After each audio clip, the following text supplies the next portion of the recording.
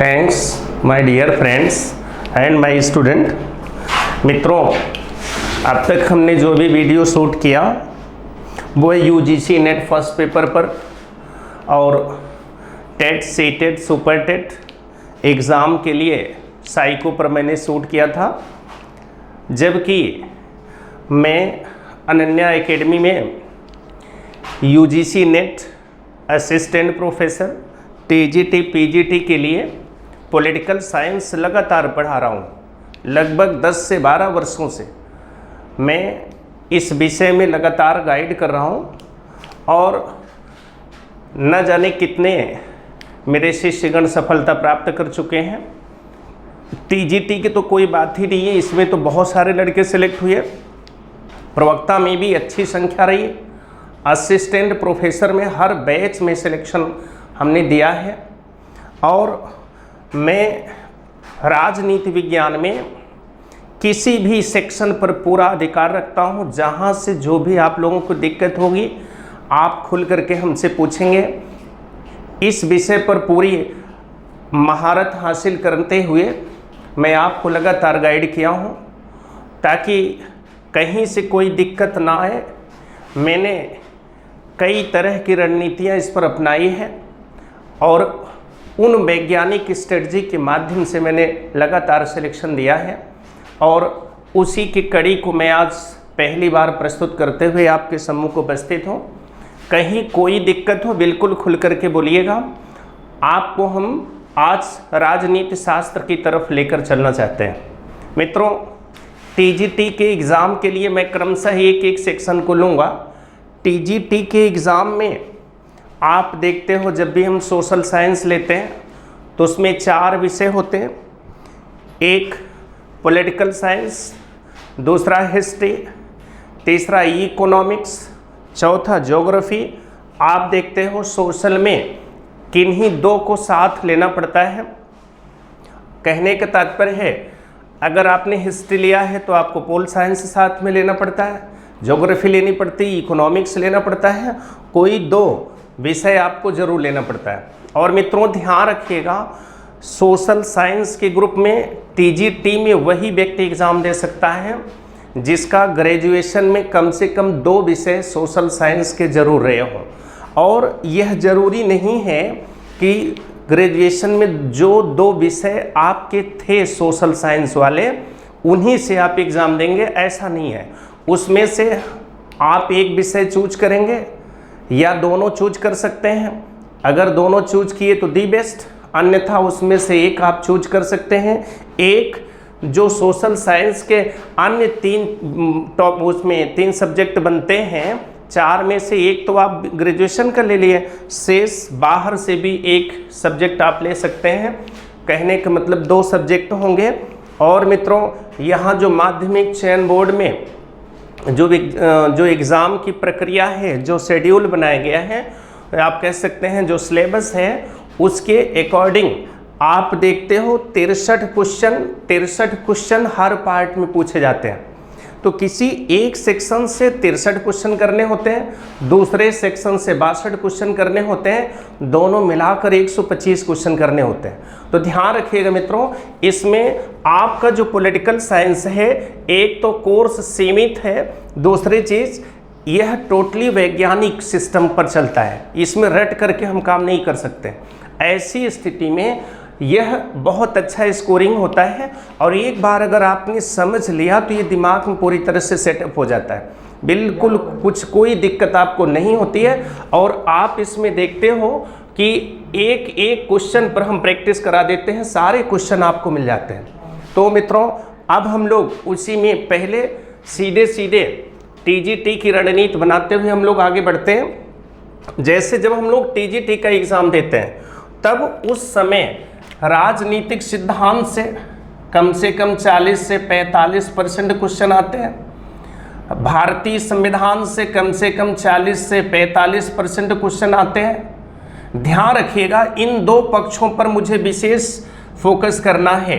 एक तो भारतीय संविधान बहुत अच्छे से तैयार हो, दूसरा राजनीतिक सिद्धांत बहुत अच्छे से तैयार होना चाहिए। हाँ, उसके बाद राजनीतिक विचारक को भी हम लेते हैं, इसमें कम से कम 20 से 25% तक क्वेश्चन आ सकते हैं इससे। तो मित्रों ध्यान रखिएगा, ये परसेंटेज फ्लक्चुएट भी हो जाते हैं, मतलब इसमें 10-5% इधर उधर ऊपर नीचे हो जाता है। कभी सिद्धांत के प्रश्न बढ़ जाएंगे तो संविधान के कम हो जाएंगे, कभी संविधान के बढ़ जाएंगे सिद्धांत के कम हो जाएंगे। विचारक से प्रायः 20 से 25% क्वेश्चन टीजीटी में निश्चित रूप से आता है। तो मित्रों हमको बहुत अच्छे से इनको तैयार करना होता है और मैं पूरी टेक्निक के साथ इनको अभ्यास कराता हूँ। जैसे हम जिस समय राजनीतिक सिद्धांत पढ़ाते हैं उस समय हम 3 रणनीति अपनाते हैं। पहला, राजनीतिक अवधारणा को क्लियर करते हैं। दूसरा, हम राजनीतिक जो कथन आए हैं, स्टेटमेंट आए हैं, उसकी प्रैक्टिस कराते हैं। तीसरा, जो उस पर बुक्स आए हैं हम उनकी प्रैक्टिस कराते हैं। तो 3 प्रकार की रणनीतियों को हम फॉलो करते हैं। तो राजनीतिक सिद्धांत में कुछ भी नहीं बचता मित्रों, सब कुछ क्लियर हो जाता है। दूसरी चीज आता है राजनीतिक विचारक। इसको हम लोग एक एक विचारक के अलग अलग स्वरूप को देखते हैं। जैसे मित्रों एक छोटा सा उदाहरण हम लेंगे, जैसे प्लेटो है। हमने प्लेटो को जब पढ़ाया या जब भी हम डिस्कस करते हैं तो प्लेटो को 3 भागों में बांट लेते हैं। एक वह प्लेटो जो युवा है, जो जिसमें अभी आदर्शवाद कूट कूट करके भरा है, और जो रिपब्लिक पुस्तक को लिखता है। तो एक तो रिपब्लिक का प्लेटो हो गया, एक दूसरा जो बीच में स्टेट्समैन को लिखता है, स्टेट्समैन को लिखते समय उसमें कुछ बदलाव आता है, और एक प्लेटो का वह स्वरूप है जो जीवन के उत्तरार्ध में वह लॉज नामक पुस्तक को लिखता है, जिसमें अपने आदर्शवाद को छोड़कर वह उप आदर्शवादी व्यवस्था की ओर चला जाता है। और इस तरह से हम एक एक सेक्शन को तोड़ तोड़ कर लेते हैं, सारे क्वेश्चन की प्रैक्टिस कराते हैं, कहीं कोई आपको दिक्कत नहीं होगी। और भारतीय संविधान में आपको कुछ भी नहीं करना है, केवल मैं इसको अगर पढ़ा देता हूं तो आपका TGT, PGT, net, assistant professor, उसके बाद सिविल का कोई भी एग्ज़ाम हो, वनडे का कोई भी एग्ज़ाम हो, सारे क्वेश्चन हूबहू मिल जाते हैं। इसमें आपको कहीं कोई कन्फ्यूजन नहीं होगा।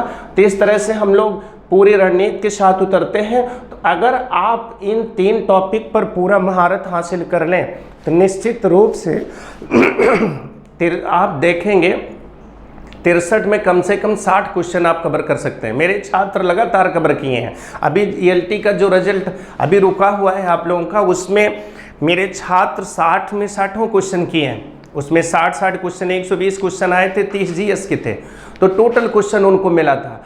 टीजीटी में भी 58 से 60 क्वेश्चन लड़कों ने किया 63 में से। तो मित्रों सारे प्रश्न आपको मिल जाएंगे, बिल्कुल बेहिचक आप एकदम अभ्यास करिए मेरे साथ। और पॉलिटिकल साइंस से जितनी भी भय हैं, जितने भी कन्फ्यूजन हैं, हम एक एक चीज़ों को दूर कर देंगे। फिर आता है दूसरा प्रवक्ता, जिसको हम पीजीटी कहते हैं। प्रवक्ता में मित्रों ध्यान रखिएगा, इसमें एक तो हो गया राजनीतिक सिद्धांत, दूसरा हो गया विचारक, तीसरा हो गया शासन राजनीति। इसको शो नहीं किया जाता, लेकिन इससे भी प्रश्न रहते हैं मित्रों, सावधान रहना है। चौथा है तुलनात्मक राजनीति, 5वां लोक प्रशासन, 6ठा अंतर्राष्ट्रीय संबंध। ये 6 टॉपिक होते हैं और आप देखेंगे सिलेबस में 5 ही दिखाता है, लेकिन होते 6 हैं। इस पर हम लोगों को 3 तो हम ऊपर डिस्कस कर चुके हैं कि इनको कैसे हम आपको तैयार कराएंगे, 100% कवर करवा देंगे।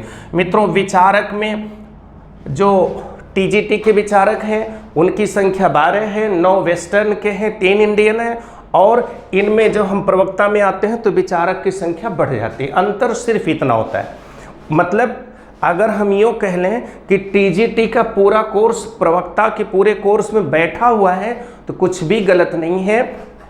तो अगर हम 3 ऊपर के तैयार कर लें तो मित्रों ये 3 टॉपिक आपका तैयार हो जाता है। आपको स्पेशली मेहनत इनमें करना है, जैसे तुलनात्मक राजनीति में करनी है, भारतीय लोक प्रशासन में करना है, अंतर्राष्ट्रीय संबंध पर करना है। इसमें मित्रों विशेष रूप से आपको तैयार करना है लोक प्रशासन को। लोक प्रशासन पर बहुत गौर करना है आपको। क्यों? क्योंकि लोक प्रशासन एक टिपिकल पॉइंट बनता है, अगर आपके समझ में बैठ गया तो क्वेश्चन गलत नहीं होता है। जैसे डिसीजन मेकिंग है, या जो तमाम तरह के जो तमाम नीतियां का निर्माण होती है, समीक्षा होती है, ऑर्गेनाइजेशन होते हैं, इन सब में आपको कन्फ्यूजन होने लगता है। तो बहुत मेहनत करके आपको लोक प्रशासन तैयार करना है। और मित्रों ये जो दोनों आपके सामने तुलनात्मक है, IR है, बड़ी सहजता से आप इसको तैयार कर लेते हैं, कोई दिक्कत नहीं होती है। हम एक एक क्वेश्चन की प्रैक्टिस कराते चलते हैं, एक एक सेक्शन को तोड़ करके समझाएंगे। आपको 6 टॉपिक बिल्कुल मुट्ठी में बंद हो जाएंगे और 125 क्वेश्चन में से कम 112 से 15 तक बड़े आराम से आपको उसमें टेकअप कर लेते हैं। 117 तक लड़कों ने किया है, कोई दिक्कत आपको नहीं होती, बशर्ते आप उसमें पूरे तन्मयता से एक एक टॉपिक को कवर कर लीजिए, कोई दिक्कत आपको नहीं होगी। और मित्रों हर टॉपिक पर हम क्वेश्चन पेपर भी कराते चलते हैं। इसी क्रम में आप देख रहे हो UGC नेट JRF है। मित्रों आपके सामने पूरा सिलेबस हमने लिखा है। UGC नेट JRF में आप देखते हो 10 यूनिट है। राजनीतिक सिद्धांत, राजनीतिक विचारक, वेस्टर्न, भारतीय राजनीतिक विचारक, तुलनात्मक राजनीति, अंतर्राष्ट्रीय राजनीति, भारत की विदेश नीति, भारत में राजनीतिक संस्थाएं, भारत में राजनीतिक प्रक्रियाएं, लोक प्रशासन, भारत में शासन विधि और लोकनीति। तो मित्रों ध्यान रखिएगा, अगर आप गौर करें तो जो प्रवक्ता के मेरे टॉपिक हैं सब लगभग यही टॉपिक हैं, केवल इन्होंने कुछ चीज़ों को जोड़कर स्वरूप बदला है। मित्रों ध्यान रखिएगा, इनके 10 टॉपिक को, जैसे राजनीतिक सिद्धांत है प्रवक्ता में भी पढ़ना है, राजनीतिक विचारक है प्रवक्ता में भी पढ़ना है, लेकिन मित्रों यहीं पर हम थोड़ा आपको सावधान करेंगे। राजनीतिक विचारक में इन्होंने बहुत बढ़ा दिया, वेस्टर्न में भी जो स्वरूप है वो भी आप देख रहे हैं बहुत महत्वपूर्ण स्वरूप है, भारतीय विचारक में तो बहुत संख्या जोड़ दिए। और जो नए विचारक जुड़े हैं मित्रों उस पर हमारी विशेष कार्य रणनीति रहती है, उस पर विशेष मेरी रणनीति होगी, क्योंकि ये क्वेश्चन एक एक टॉपिक से ज़रूर पूछता रहता है, कहीं किसी से पूछ लेगा, कहीं किसी से पूछ लेगा, तो आपको सावधान रहना है।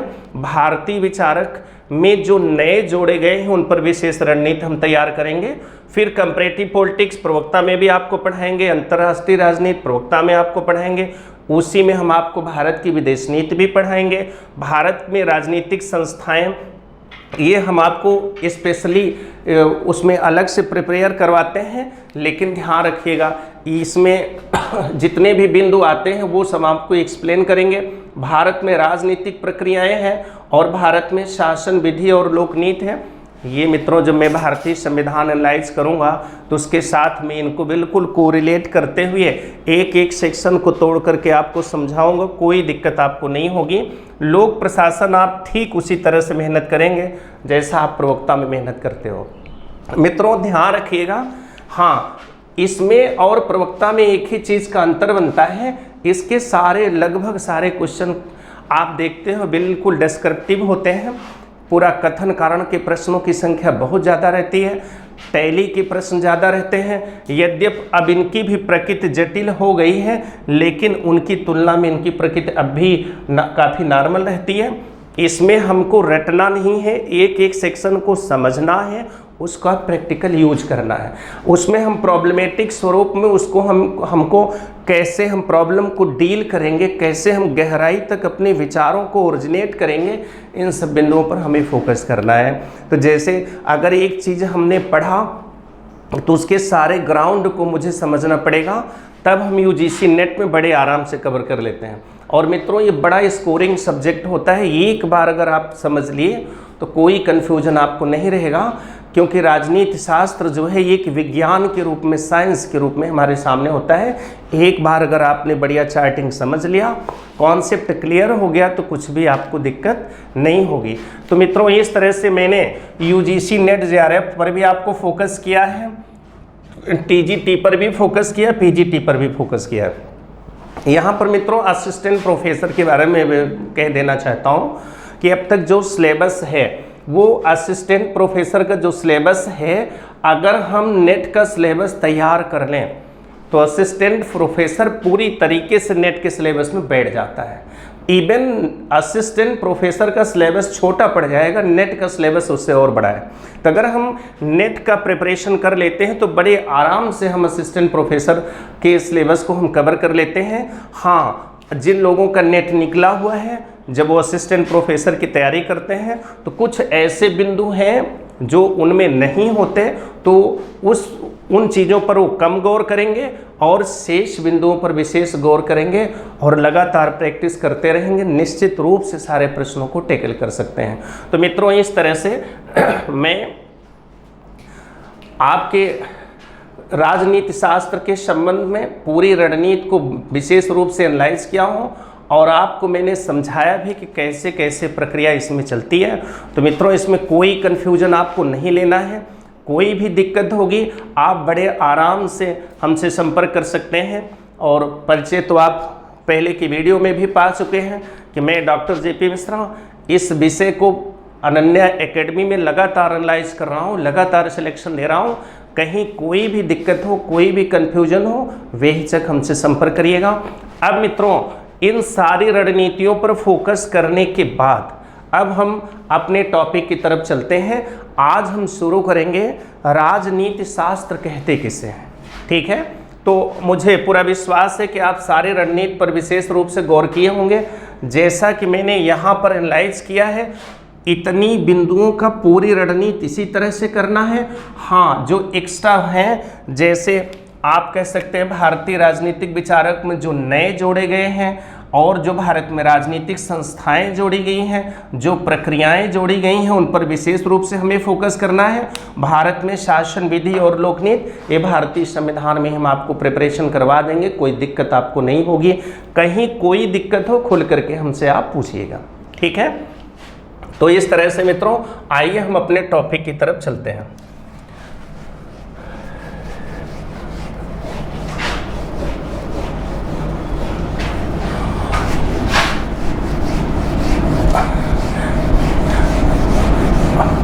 एक चीज आपको विशेष गौर करना है कि जो राजनीति शास्त्र है मित्रों, रटने वाली विषय नहीं है।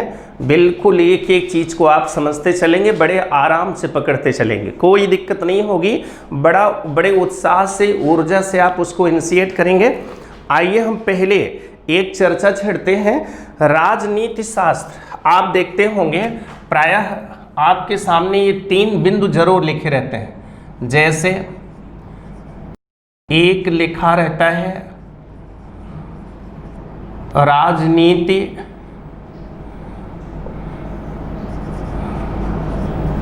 शास्त्र, फिर लिखा रहता है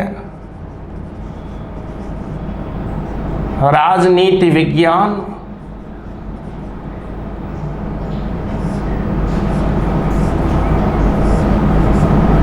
राजनीति विज्ञान, फिर लिखा रहता है राजनीतिक सिद्धांत। ध्यान रखिएगा, राजनीति शास्त्र, राजनीति विज्ञान, राजनीति सिद्धांत। आप देख रहे होंगे ये 3 बिंदु आपके सामने लिखे रहते हैं। तो मित्रों, आपके मन में एक चीज और है, एक और आप बढ़ा सकते हैं, ऐड कर सकते हैं। उसमें लिखा रहता है राजनीतिक दर्शन। आप देखते होंगे ये 4 बिंदु आपके सामने लिखे रहते हैं। राजनीति शास्त्र, राजनीति विज्ञान, राजनीति सिद्धांत, राजनीतिक दर्शन, ये 4 बिंदु आपके सामने होते हैं। और जब नॉर्मली लोगों से पूछा जाता है तो सब कहते हैं कि सर सब एक ही है, इसमें कोई अंतर नहीं है। लेकिन मित्रों ध्यान रखिएगा, इसमें कुछ बेसिक अंतर है, उसको आपको जानना है। जब भी हम तोड़ें, एक एक को अगर हम तोड़ना शुरू करें तो आप देख रहे हो राजनीति तो सब में विद्यमान है। राजनीति, राजनीति, राजनीति, राजनीति, ये चारों तो कॉमन है मित्रों। अंतर कहाँ पे आ रहा है? यहाँ शास्त्र हो जा रहा है, यहाँ विज्ञान हो जा रहा है, यहाँ सिद्धांत हो जा रहा है, यहाँ दर्शन हो जा रहा है। मित्रों ध्यान से आप देख रहे होंगे कि राजनीति, राजनीति, राजनीति, राजनीति चारों में बैठा हुआ है, लेकिन अंतर कहाँ पर आ रहा है? कहीं शास्त्र लिखा है, कहीं विज्ञान लिखा है, कहीं सिद्धांत लिखा है, कहीं दर्शन लिखा है। तो मित्रों हमें इन चारों की विश्लेषण कर लेना है। जैसे पहले हम शास्त्र का विश्लेषण जान लेंगे, फिर उसके बाद हम विज्ञान का विश्लेषण जानेंगे, फिर उसके बाद हम सिद्धांत का विश्लेषण जानेंगे, फिर हम दर्शन का विश्लेषण जानेंगे। उसके बाद मतलब इतना जानने के बाद हम राजनीति के विश्लेषण को जोड़ देते हैं, राजनीति के विश्लेषण को जोड़ देते हैं, तो ये सारे बिंदु हमारे सामने मिल जाते हैं। तो मित्रों, जैसा कि आप देख रहे हैं कि चारों बिंदु लिखे गए हैं, इसमें आपको कोई कन्फ्यूजन नहीं होना चाहिए। चूँकि आज मेरा राजनीति शास्त्र पर पहला दिन है, पहला वीडियो मैं शूट कर रहा हूँ, तो इसलिए मैं उन कुछ बिंदुओं को चर्चा करना चाहता हूँ जहाँ आपको कन्फ्यूजन बना रहता है, दिक्कतें आती रहती हैं। उसके बाद हम टू द पॉइंट सिलेबस पढ़ाते चलेंगे, लगातार आपको प्रैक्टिस कराएंगे, कहीं कोई दिक्कत नहीं आएगी। कितने प्रश्न बने हैं, कितने बन सकते हैं, वो हम अभ्यास करवाएंगे। लेकिन पहले आप इसको सीखिएगा। मित्रों, जैसे शास्त्र शब्द हमारे सामने है, तो शास्त्र की परिभाषा होती है शिष्यते अनेन इति शास्त्र, जिससे हमें शिक्षा मिले वह शास्त्र कहलाता है। अब जिससे हमें शिक्षा मिले वह शास्त्र कहलाता है, जस्ट उसके पहले राजनीति शब्द जुड़ा हुआ है। तो इसका मतलब हो गया कि हम इस बिंदु को, अर्थात ऐसा शास्त्र, ऐसी विधा जिसके माध्यम से राजनीति के बारे में हमें पूरा ज्ञान हो जाए, ऐसे विधा को हम राजनीति शास्त्र कहते हैं। लेकिन मित्रों ध्यान रखिएगा, यहाँ राजनीति की भी व्याख्या हमें करना होगा, तभी हम इन सबको जोड़ पाएंगे। तो पहले हम शास्त्र की परिभाषा सिखा दे रहे हैं, विज्ञान की परिभाषा सिखा दे रहे हैं, सिद्धांत की परिभाषा सिखा दे रहे हैं, दर्शन की परिभाषा सिखा दे रहे हैं। तो शास्त्र जब भी कभी इंटरव्यू में पूछे, पढ़ाना हो, तो ध्यान रखना शास्त्र का मतलब हो गया शिष्यते अनेन इति शास्त्र, जिससे हमें शिक्षा मिले वह शास्त्र कहलाता है। फिर आया विज्ञान। विज्ञान की परिभाषा होती है किसी विषय वस्तु घटना स्थिति का क्रमबद्ध ज्ञान विज्ञान कहलाता है। क्या हुआ मित्रों? किसी वस्तु स्थिति घटना का क्रमबद्ध ज्ञान विज्ञान कहलाता है। सिद्धांत क्या है मित्रों? सिद्धांत एक दिशा सूचक यंत्र है जो निर्धारित लक्ष्य की प्राप्ति में समय और श्रम दोनों की बचत करता है। सिद्धांत क्या है? एक दिशा सूचक यंत्र है जो निर्धारित लक्ष्य की प्राप्ति कराने में समय और श्रम दोनों की बचत करता है। यह उद्देश्य को स्पष्ट करता है। तो सिद्धांत में उद्देश्य का स्पष्टीकरण होता है। अब मित्रों आया दर्शन। दर्शन क्या है? ज्ञान की वह विधा है जहां पर हम किसी भी घटना, विषय वस्तु, तथ्यों के अंतरतम बिंदुओं का साक्षात्कार कर लेते हैं, अर्थात उसका हम संपूर्ण ज्ञान कर लेते हैं, उसे हम दर्शन कहते हैं। तो इस तरह से एक हो गया शास्त्र शिष्यते अनेन इति शास्त्र, दूसरा हो गया विज्ञान क्रमबद्ध ज्ञान, सिद्धांत दिशा सूचक यंत्र जिससे निर्धारित लक्ष्य की प्राप्ति में समय और श्रम दोनों की बचत होती है। फिर उसके बाद आप देखते हो सिद्धांत उद्देश्य को स्पष्ट करता है। जो दर्शन है यह किसी भी विषय वस्तु घटना तथ्य के अंतरतम बिंदुओं का साक्षात्कार करा देता है, जहां तक निगाह नहीं पहुंच पाती दर्शन उसका भी हमको ज्ञान करा देता है। आप अगर कभी दर्शन और विज्ञान की लड़ाई देखेंगे, अगर दर्शन और विज्ञान में झगड़ा हो जाए कि बताओ कौन बड़ा है कौन छोटा है, तो ध्यान रखिएगा जहां विज्ञान कह देता है कि अब मुझे आगे नहीं दिखाई दे रहा है, अर्थात अब आगे की चीज़ें मेरे प्रमाणों के दायरे में नहीं हैं, हम आगे नहीं देख पा रहे हैं, वहीं दर्शन कहता है कि आप मेरी अंगुली पकड़िए, आइए हम आपको आगे दिखाते हैं। कहने का मतलब जहां विज्ञान की सीमा खत्म हो जाती है वहीं से दर्शन की सीमा प्रारंभ होती है। अर्थात आप कह सकते हैं विज्ञान के आगे की चीज़ एक प्रकार की दर्शन होती है, जहां प्रमाण की जरूरत नहीं पड़ती, जहां विज्ञान अपनी अक्षमता दर्शाता है वहां दर्शन प्रारंभ हो जाता है, दर्शन अपनी सक्षमता को प्रकट करता है। तो मित्रों ध्यान रखिएगा, ये 4 पॉइंट आपके सामने आए, ये इंटरव्यू में पूछे भी जाते हैं, क्लास में आप पढ़ाते हो तब भी समझाना होता है। इसको मुझे पूरा विश्वास है कि आप चारों समझ गए होंगे। अब मित्रों एक शब्द आया है राजनीति, राजनीति, राजनीति, राजनीति, चारों में लिखा गया है, तो इसको भी आपको समझना है। अब आप देखें, राजनीति का मतलब होता है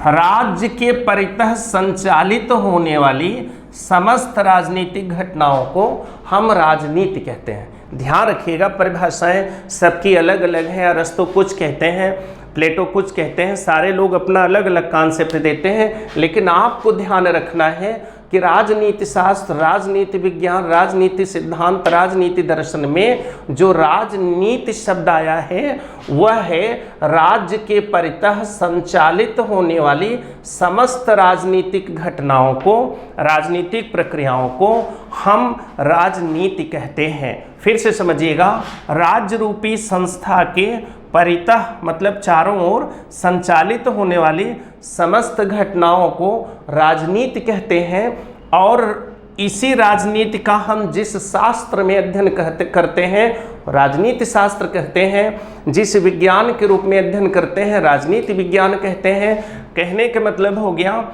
ज्ञान की ऐसी विधा जिसके माध्यम से राज्य के परितः संचालित होने वाली राजनीतिक गतिविधियों और राजनीतिक प्रक्रियाओं का भरपूर ज्ञान मिल जाए, उन्हें हम राजनीति शास्त्र कहते हैं। दूसरी चीज, जब हम राजनीति विज्ञान की परिभाषा करते हैं तब हम कहते हैं ऐसी विधा जिसमें राज्य के परितः संचालित होने वाली समस्त घटनाओं, प्रक्रियाओं, तथ्यों का हमें क्रमबद्ध ज्ञान हो जाए, उसे हम राजनीति विज्ञान कहते हैं। इसी तरह से हम सिद्धांत और दर्शन की भी परिभाषा करते हैं। तो इस तरह से मित्रों ध्यान रखिएगा, एक तरफ आप इनके बिंदुओं को व्याख्यायित करेंगे, दूसरी तरफ आप राजनीति को व्याख्यायित करेंगे, दोनों को जोड़ देंगे तो पूरी परिभाषा हमारे सामने आ जाती है। कहने का मतलब हो गया कि ये सब परंपरागत चीज़ों को स्पष्ट करते हैं। मित्रों, परंपरागत में राज्य ही केंद्र बिंदु होता है जिसके चारों ओर राजनीतिक घटनाएं, राजनीतिक प्रक्रियाएं, राजनीतिक चीज़ें संचालित होती रहती हैं। लेकिन अगर हम, जैसे ये तो परिभाषा हो गई परंपरागत की, परंपरागत रूप में राजनीति क्या है, अगर हम ये कहें आधुनिक राजनीति क्या है, अगर हम आधुनिक राजनीति की बात करें, ये परंपरागत राजनीति की बात हुई, तो आधुनिक राजनीति का मतलब होता है मित्रों जहां राज्य है वहां राजनीतिक व्यवहार हो जाता है। जहां राज्य है वहां राजनीतिक व्यवहार। कहने का मतलब होता है जब हम व्यवहार को केंद्रीभूत करके उसके चारों ओर चलने वाली प्रक्रियाओं का अध्ययन करते हैं तब उसे हम आधुनिक राजनीति कहते हैं। आधुनिक राजनीति में जो राजनीति करते हैं उनके राजनीतिक व्यवहारों की स्टडी करते हैं। कहने का मतलब जब हम व्यवहार को केंद्रीभूत करके उसके चारों ओर संचालित होने वाली प्रक्रियाओं का अध्ययन करते हैं तब उसे हम आधुनिक राजनीति कहते हैं। जब राज्य को केंद्रित बना करके उसके चारों ओर चलने वाली प्रक्रियाओं का अध्ययन करते हैं तब उसे हम राजनीति कहते हैं। तो मित्रों, मानव के राजनीतिक व्यवहार अगर बीच में है तब वह आधुनिक राजनीति हो गया, अगर राज्य बीच में है तब वह परंपरागत राजनीति हो गया। तो इस तरह से मित्रों आपको ध्यान में रखना है कि ये जो राजनीति शास्त्र है, राजनीति विज्ञान है, राजनीति सिद्धांत है, राजनीति दर्शन है, ये परंपरागत रूप में है और राज्य को केंद्र में मानकर उसके चारों ओर संचालित होने वाली प्रक्रियाओं को यह विशेष भूमिका मानता है, उन्हीं को राजनीति कहता है। और मानव के राजनीतिक व्यवहार को जब हम केंद्रीभूत कर देंगे, बीच में रख देंगे, उसके चारों ओर संचालित होने वाली प्रक्रियाओं की स्टडी करेंगे तब उसे हम आधुनिक राजनीति कहते हैं।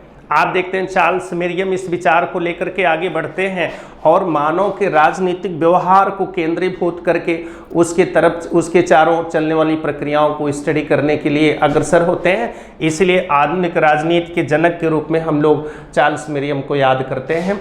तो आप देख रहे हो यहाँ पर राज्य को केंद्रीभूत मानकर उसके चारों ओर संचालित होने वाली प्रक्रिया को राजनीति कहा गया। यहाँ राजनीतिक व्यवहार को केंद्रीभूत मान करके उसके चारों ओर संचालित होने वाली प्रक्रियाओं को आधुनिक राजनीति की संज्ञा दी गई। यहाँ मित्रों दो चीज़ें सावधान रहिएगा। परंपरागत राजनीति का मतलब क्या है? परंपरागत राजनीति का मतलब है कि जितने भी राजनीतिक प्रक्रियाएं हैं वो सब राज्य के ही केंद्रित बना करके राज्य के ही चारों ओर संचालित होंगी। और जो परंपरागत राजनीतिक विचारक हैं मित्रों, एक चीज़ है, जब आप राजनीति शास्त्र पढ़ना शुरू करते हो तो एक बड़ा झगड़ा आ जाता है, परंपरागत राजनीतिक विचारक, आधुनिक राजनीतिक विचारक। तो जो परंपरागत राजनीतिक विचारक होते हैं उनमें ध्यान रखिएगा अरस्तु प्लस उनके अनुयायी। ध्यान देना, अगर जब भी हमको परंपरागत, जैसे परंपरागत राजनीति आप समझ गए कि राज्य के परितः संचालित होने वाली प्रक्रियाएं परंपरागत राजनीति कहलाई। आधुनिक राजनीति का मतलब मानव के राजनीतिक व्यवहार के परितः संचालित होने वाली प्रक्रियाएं। अगर मैं कहूँ परंपरागत, अगर हम आपको कहें परंपरागत राजनीतिक विचारक, अगर मैं परंपरागत राजनीतिक विचारक कहूँ तो मित्रों ध्यान रखिएगा, परंपरागत राजनीतिक विचारक का मतलब होता है अरस्तु प्लस अनुयायी, उनके अनुयायी। ध्यान रखना मित्रों, जब भी राजनीति शास्त्र में आप परंपरागत राजनीतिक विचारक शब्द लाएं तुरंत निगाह में रखेंगे अरस्तु प्लस उनके अनुयायी। जितने भी राजनीतिक विचारक हैं वो सब ट्रेडिशनल पॉलिटिकल थिंकर्स कहे जाते हैं, परंपरागत राजनीतिक विचारक कहे जाते हैं। इन सभी लोगों ने राज्य को केंद्र मान करके, उसको राज्य को केंद्र में रख करके उसके परितः संचालित होने वाले सभी प्रक्रियाओं, सभी घटनाओं, तथ्यों का इन्होंने अध्ययन किया है। इन्हें हम परंपरागत राजनीतिक विचारक कहते हैं। अरस्तु प्लस उनके अनुयायी परंपरागत राजनीतिक विचारक कहलाते हैं। उसके बाद जो मॉडर्न थिंकर्स हैं, आधुनिक विचारक हैं, जो मानव के राजनीतिक व्यवहार को केंद्रीभूत मानते हैं, उनको हम आधुनिक राजनीतिक विचारक कहते हैं, जो चार्ल्स मेरियम से शुरू हो जाते हैं। तो इसको आप ध्यान रखिएगा, जब भी कभी आपसे कोई पूछे कि परंपरागत राजनीतिक विचारक कौन कौन हैं तो उनकी बड़ी लंबी लिस्ट है। एक परिभाषा के रूप में आपको याद रखना है, अरस्तु प्लस उनके अनुयायी, यह परंपरागत राजनीतिक विचारक हो गए जिन्होंने राज्य को केंद्रीभूत मान करके समस्त प्रक्रियाओं का अध्ययन किया है। उसके बाद ऐसे विचारक जिन्होंने मानव के राजनीतिक व्यवहार को केंद्रीभूत मान करके प्रैक्टिकली बिल्कुल व्यवहारिक जगत में उसके संचालन को, प्रक्रियाओं को उन्होंने स्टडी किया है, केंद्रीभूत माना है, उसे हम आधुनिक राजनीतिक विचारक कहते हैं। तो इसको आप ध्यान से समझेंगे, इनकी लिस्ट भी हम आपको समझाएंगे, कौन कौन इसमें आते हैं, कौन कौन इसमें आते हैं, पूरी इनकी एक लंबी लिस्ट है, हम आपको दिखाएंगे। अब मित्रों एक झगड़ा और आ जाता है इसमें, जैसे अगर इसी पर मैं पूछूं कि राजनीति शास्त्र के जनक कौन है, राजनीति विज्ञान के जनक कौन है, राजनीतिक सिद्धांत के जनक कौन है, तब मित्रों ध्यान रखना, अगर पेपर में पूछ लिया कि राजनीति शास्त्र के जनक कौन है, राजनीति विज्ञान के जनक कौन है, तब आप बड़े प्रेम से अरस्तु को टिक लगाइएगा। और अगर आपसे कहीं पूछ लिया कि राजनीतिक दर्शन का जनक कौन है, तब आप सीधे सीधे प्लेटो को ट्रिक लगाएंगे। कहने का मतलब ये जो राजनीतिक दर्शन है इसके पिता प्लेटो माने जाते हैं, और राजनीति शास्त्र, राजनीति विज्ञान, इन सब के जनक अरस्तु माने जाते हैं। तो अगर मान लीजिए आपसे पूछ लिया कि भाई राजनीति शास्त्र के पिता कौन है, तो ध्यान रखिएगा राजनीति शास्त्र के पिता, राजनीति विज्ञान के पिता, ये सब अरस्तु हैं। लेकिन अगर आपसे पूछ लिया कि राजनीतिक दर्शन के पिता कौन है, तब अरस्तु नहीं प्लेटो को माना जाता है। मित्रों ध्यान रखिएगा, वास्तव में राजनीतिक दर्शन का जनक तो सुकरात को होना चाहिए था, लेकिन सुकरात ने कुछ लिखा नहीं। सुकरात के सारे दर्शन को प्लेटो ने लिपिबद्ध किया है, क्रमवार प्रस्तुतिकरण किया है, इसीलिए राजनीतिक दर्शन का पिता प्लेटो है। राजनीति विज्ञान, राजनीति शास्त्र का जनक अरस्तु को माना जाता है। इसको आपको सावधान रहना है, इधर अरस्तु हैं, इधर प्लेटो हैं। नॉर्मली दो प्रश्न इस पर बने हैं कभी पूछता है कि राजनीति विज्ञान का जनक कौन है, तब आप सीधे ट्रिक मारेंगे अरस्तु को। कभी कभी पूछता है कि राजनीति शास्त्र का पिता कौन है, तब भी अरस्तु को मारेंगे, लेकिन ट्रिक लगाएंगे। लेकिन अगर मित्रों ध्यान रखना, आपसे कोई पूछे कि बताइए राजनीतिक दर्शन का पिता कौन है, तब आप प्लेटो को भरेंगे। क्योंकि मित्रों हमारा जो चिंतन है राजनीति शास्त्र के क्षेत्र में, शुरू में हम दार्शनिक दृष्टिकोण लेकर के चले थे। कहने का मतलब आप देख रहे हैं राजनीति शास्त्र की जो शुरुआत होती है दार्शनिक फिलॉसफिक व्यू में होती है, दार्शनिक अंदाज में होती है। उसे विज्ञान का स्वरूप तो अरस्तु देते हैं। तो सुकरात ने भी दर्शन के रूप में राजनीतिक तथ्यों को प्रस्तुत किया, उसे लिपिबद्ध किया प्लेटो ने, इसलिए प्लेटो राजनीतिक दर्शन का पिता बन गया। राजनीतिक दर्शन का जनक प्लेटो को माना जाता है, जबकि उसे विज्ञान का स्वरूप देने का श्रेय अरस्तु को जाता है। इसलिए अरस्तु राजनीति विज्ञान के पिता माने गए। अरस्तु ने उसमें राजनीति विज्ञान को सर्वोच्च विज्ञान की संज्ञा दिया है। इसको उन्होंने मास्टर साइंस का नाम दिया है। Political science is master science, और जो राजनीति विज्ञान है उसको उन्होंने सर्वोच्च विज्ञान के रूप में परिभाषित किया। उन्होंने इसे साइंस के रूप में प्रस्तुत किया, विज्ञान के रूप में प्रस्तुत किया।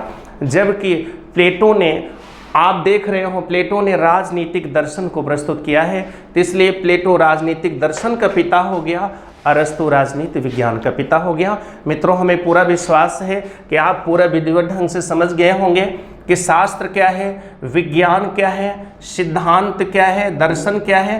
पहले इन चारों को मैंने सिखाया कि शिष्यते अनेन इति शास्त्र, जिससे हमें शिक्षा मिले, शास्त्र कहलाता है। विज्ञान किसी विषय वस्तु घटना तथ्यों के बारे में मिला क्रमबद्ध ज्ञान विज्ञान कहलाता है। सिद्धांत उद्देश्य को स्पष्ट करता है। कुतुब नुमा यंत्र हैं, दिशा सूचक यंत्र हैं जो निर्धारित लक्ष्य की प्राप्ति में समय और श्रम दोनों की बचत कराता है। दर्शन वह विधा है जिससे हम किसी भी घटना तथ्य विषय वस्तु के संपूर्ण पक्षों का ज्ञान प्राप्त करते हैं, अंतरतम बिंदुओं को साक्षात्कार कर लेते हैं। फिर मित्रों मैंने इन चारों में जो कॉमन शब्द राजनीति है उसको परिभाषित किया है कि ये जो राजनीति शब्द है ये परंपरागत राजनीति है, ध्यान रखिएगा। और इस राजनीति की परिभाषा है राज्य रूपी संस्था के परितः संचालित होने वाली समस्त राजनीतिक घटनाओं को हम राजनीति कहते हैं। जब शास्त्र में जोड़ेंगे तो राजनीति शास्त्र हो गया, विज्ञान में जोड़ेंगे तो राजनीति विज्ञान हो गया। इसी तरह से मित्रों हमारे सामने सारी अवधारणाएं स्पष्ट होती हैं। फिर मैंने बताया कि परंपरागत राजनीति का अर्थ राज्य के परितः संचालित। आधुनिक राजनीति अगर पूछता है तो मानव के राजनीतिक व्यवहार को बीच में रखिएगा, उसके परितः संचालित होने वाली समस्त राजनीतिक प्रक्रियाओं को हम आधुनिक राजनीति कहते हैं। इसके जनक जो परंपरागत राजनीति है, परंपरागत जो राजनीतिक विज्ञान है, उसके जनक के रूप में हम अरस्तु को रखते हैं। आधुनिक राजनीति में चार्ल्स मेरियम को रखते हैं। आप देखते हो इन्होंने मानव के राजनीतिक व्यवहार को केंद्रित माना है, इन्होंने राज्य को केंद्रित माना है। अब मित्रों एक बात इतना समझ लेने के बाद एक प्रश्न फिर मन में आता है कि आखिर अरस्तु राजनीति विज्ञान का पिता कैसे बना है। उस पर भी हम आपको डिस्कस कर दे रहे हैं, समझा दे रहे हैं कि कैसे अरस्तु राजनीति विज्ञान का पिता बन गया। देखिए मित्रों, जैसा कि मैंने आपसे बताया कि सुकरात के शिष्य प्लेटो हैं, प्लेटो के शिष्य अरस्तु हैं। सुकरात ने सारी बातें दार्शनिक अंदाज में कही, फिलॉसफिक अंदाज में कही। वह प्लेटो हूबहू एक आप कह सकते हैं कि पूर्ण समर्थक शिष्य के रूप में उसने, प्लेटो ने सारी बातों को कवर किया सुकरात के, उसमें उन्होंने खास बदलाव नहीं किया, उन्हीं की बातों को सत्य मानकर आगे बढ़ने की कोशिश किया। लेकिन जो अरस्तु हैं, जो प्लेटो के शिष्य हैं, उन्होंने यह अनुकरण नहीं किया, बल्कि उन्होंने उसको और मॉडिफाई करने की कोशिश किया। उन्होंने उसको विकासपरक दृष्टिकोण से व्याख्यायित करने की कोशिश किया। इसीलिए उन्हें विकासवाद का जनक कहते हैं और उसमें राजनीति विज्ञान का जनक कहते हैं। तो मित्रों आप देख रहे हो चूंकि सुकरात से बात चली आ रही थी तो पहले नीति शास्त्र, ध्यान रखिएगा, पहले नीति शास्त्र के अंतर्गत राजनीति का अध्ययन किया जाता था। कहने का मतलब यह जो राजनीति शास्त्र है नीति शास्त्र की परिसीमा में होता था। कहने का मतलब नीति शास्त्र की परिसीमा में राजनीति का अध्ययन किया जाता था। ऐसा प्लेटो और सुकरात सभी माने हैं। इसीलिए राजनीतिक दर्शन में राजनीति का अध्ययन नीति शास्त्र के अंतर्गत किया जाता था। राजनीति शास्त्र का कोई स्वतंत्र स्वरूप नहीं था मित्रों। लेकिन जब अरस्तु आते हैं, जब अरस्तु आए, उन्होंने क्या किया, नीति शास्त्र को अलग कर दिया, नीति शास्त्र को अलग कर दिया, राजनीति शास्त्र को अलग कर दिया। उन्होंने राजनीति शास्त्र को अलग कर दिया। कहने का मतलब राजनीति शास्त्र को एक स्वतंत्र विषय का स्वरूप उन्होंने दिला दिया, स्वतंत्र विषय का स्वरूप उन्होंने दिया। इसीलिए राजनीति शास्त्र के जनक माने जाते हैं, राजनीतिक विज्ञान के पिता माने जाते हैं। उसका सबसे बड़ा कारण मित्रों यही था कि प्लेटो के समय में, सुकरात के समय में राजनीति शास्त्र को नीति शास्त्र की परिसीमा में स्टडी की जाती थी। और जब अरस्तु आए तो उन्होंने नीति शास्त्र को काट कर अलग कर दिया, राजनीति शास्त्र को काट कर अलग कर दिया। राजनीति शास्त्र को उन्होंने स्वतंत्र विषय का स्वरूप दिया। इसीलिए अरस्तु को राजनीति शास्त्र का पिता माना जाता है, राजनीति विज्ञान का पिता माना जाता है। तो मित्रों, जब भी कभी प्रश्न आए को पिता क्यों है, इसीलिए है क्योंकि उसने नीति शास्त्र से राजनीति शास्त्र को काट करके अलग कर दिया था, राजनीति शास्त्र को स्वतंत्र विषय का स्वरूप दिया था। फिर मित्रों, आप देख रहे हो राजनीति शास्त्र को हम दो रूपों में लेके चलते हैं, विज्ञान के रूप में चलते हैं, कला के रूप में चलते हैं, कला और विज्ञान दोनों के रूप में चलते हैं। तो राजनीति शास्त्र एक विज्ञान है, राजनीति शास्त्र एक कला है, राजनीति शास्त्र कला और विज्ञान दोनों हैं। तो मित्रों, इसमें आप देख रहे हैं कि मैंने समर्थक विचारकों की लिस्ट आपके सामने रखी है कि राजनीति शास्त्र को विज्ञान कौन मानते हैं। मित्रों, बहुत लंबी लिस्ट है, मैंने केवल कुछ विचारकों को रखा है जो प्रायः एग्जाम में पूछे जाते हैं। इस लिस्ट से जरूर प्रश्न आपको मिल जाते हैं। तो ये विज्ञान के रूप में है, कला मानने वाले विचारक हैं और कला और विज्ञान दोनों मानने वाले विचारक हैं। तो इस तरह से आप देख रहे हैं कि राजनीति शास्त्र एक विज्ञान है, राजनीति शास्त्र एक कला है, राजनीति शास्त्र कला और विज्ञान दोनों हैं। और इस पर हम लोग अब आगे आपको नेक्स्ट वीडियो में एक एक सेक्शन को हम एनालाइज करेंगे और सिलेबस के अकॉर्डिंग आपको पढ़ाते चलेंगे। लेकिन मित्रों, एक बार आप पूरी निगाह में रख लेना कि इसमें कम से कम 3 से 4 प्रश्न आपके बनते हैं। पहला प्रश्न बनता है कि परंपरागत राजनीतिक विचारक कौन है। तब ध्यान रखना, अरस्तु प्लस उनके अनुयायी परंपरागत राजनीतिक विचारक हैं। दूसरा प्रश्न होता है राजनीतिक दर्शन का पिता कौन है। तब आप हमने समझा दिया है प्लेटो राजनीतिक दर्शन का पिता है। फिर उसके बाद आता है राजनीति शास्त्र या राजनीति विज्ञान का पिता कौन है। तब आप सीधे सीधे अरस्तु को भरेंगे। अरस्तु राजनीति विज्ञान का पिता है, राजनीति शास्त्र का पिता है। क्यों अरस्तु ऐसा है? इसलिए क्योंकि अरस्तु पहला विचारक है जिसने नीति शास्त्र की परिसीमा से राजनीति शास्त्र को स्वतंत्र करके उसे एक स्वतंत्र विषय का स्वरूप दिया, चिंतन का एक स्वतंत्र स्वरूप दिया। इसलिए हम उसे राजनीति विज्ञान का पिता मानते हैं। फिर उसके बाद हमने आधुनिक राजनीति, परंपरागत राजनीति किसे कहते हैं, मैंने आपको समझाया कि राजरूपी संस्था के परितः संचालित होने वाली समस्त राजनीतिक घटनाओं को हम परंपरागत राजनीति कहते हैं।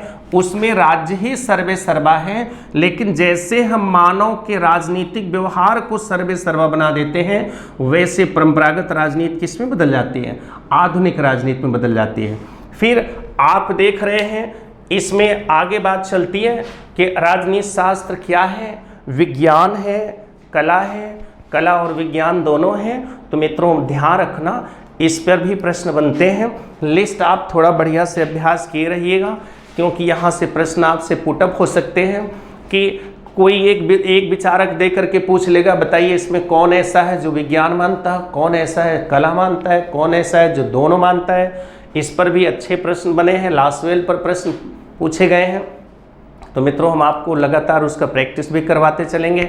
और दो चीज़ें और ध्यान रखिएगा, जैसे अगर कहे राजनीति विज्ञान सर्वोच्च विज्ञान है, किसने कहा? अरस्तू ने कहा। और अगर कोई कहे कि राजनीति विज्ञान एक मास्टर साइंस है, अरस्तू ने कहा, उसको उन्होंने विज्ञान का स्वरूप दिया। तो इस तरह से मित्रों आज मैंने आपको राजनीति शास्त्र के एक विशेष पहलू को से परिचित कराया मैंने आपको, और जहाँ से ये बहस शुरू होती है मैंने उसको उठाया।